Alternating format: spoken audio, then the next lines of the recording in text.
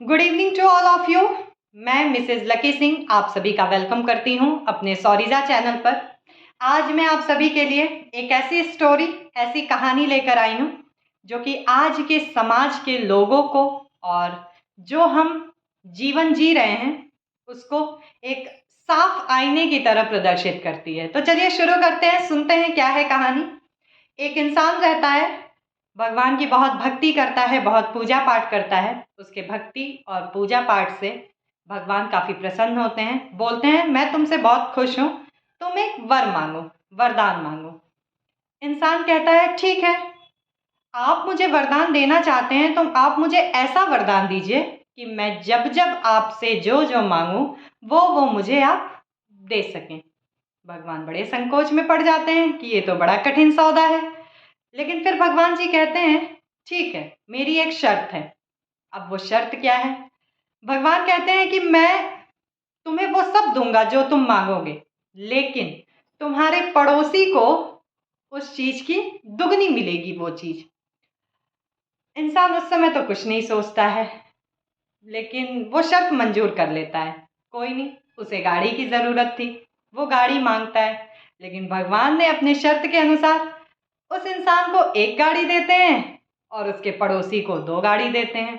गौर कीजिएगा, यहाँ से बड़ा दुखी होता है इंसान। फिर वो अपने लिए 2 घर मांगता है, तो शर्त के अनुसार पड़ोसी के 4 घर हो जाते हैं। वो और दुखी होता है। फिर उसके बाद जब उसके अंदर जलन की भावना उत्पन्न होती है तो फिर वो अपने ही विनाश में लग जाता है। कैसे? वो कहता है मेरी एक आंख फूट जाए, पड़ोसी की 2 आंख फूट जाती है। मेरा एक हाथ टूट जाए, पड़ोसी के दोनों टूट जाते हैं। अब वो ये चीज देख के बड़ा खुश होता है।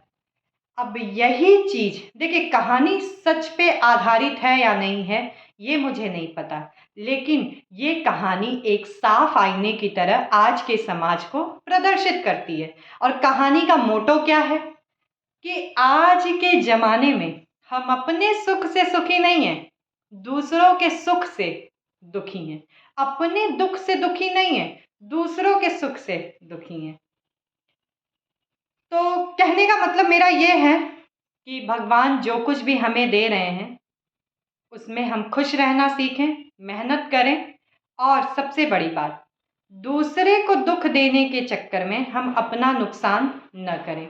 आई होप ये कहानी आप लोगों को समझ में आई होगी। इस कहानी का सीधा सीधा साफ साफ मोटो ये है कि हमें अपने सुख और दुख से लेना देना होना चाहिए, न कि हमें दूसरों के सुख से लेना देना होना चाहिए। क्योंकि हमारा कर्तव्य, और श्री कृष्ण जी भी ये कहते हैं कि दूसरों के दुख में जरूर शामिल होइए, क्योंकि भगवान बड़े ही सौभाग्य से ये अवसर किसी को प्रदान करता है कि हम किसी को दुख से निकालने लायक बने। ठीक है, तो किसी का सुख छीनकर या किसी के दुख का कारण बनकर अपने क्षणिक सुख के लिए ये पाप अपने सिर पर मत लीजिए। अपने मेहनत पर, अपने कर्म पर विश्वास रखिए और अपने सुख से सुखी रहिए, दूसरों के दुख से नहीं। तो आई होप ये कहानी, इस कहानी का मोटो आप सभी को समझ में आया होगा। इस तरीके के और भी मोटिवेशनल कंटेंट के लिए, स्टोरी के लिए बने रहिए अपने मिसेज लकी सिंह के साथ। और चैनल को शेयर कीजिए, सब्सक्राइब कीजिए, लाइक कीजिए, कमेंट ज़रूर कीजिएगा। Bye bye, take care.